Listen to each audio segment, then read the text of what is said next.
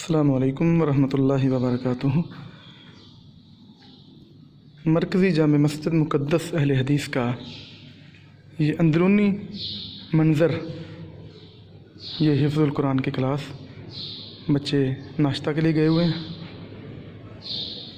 जनूब से शमाल की तरफ चलते हुए। ये मेहराब का मंज़र,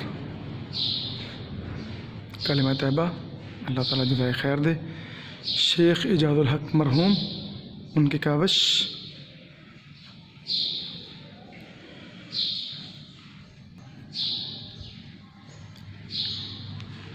कि जो वाइट कलर के दो डॉट बड़े नुक्ते नज़र आ रहे हैं, लिपटे हुए चिलर। और ये एक मरतबा फिर नज़ारा कीजिए शमाल की जानब से जुनूब की जानिब।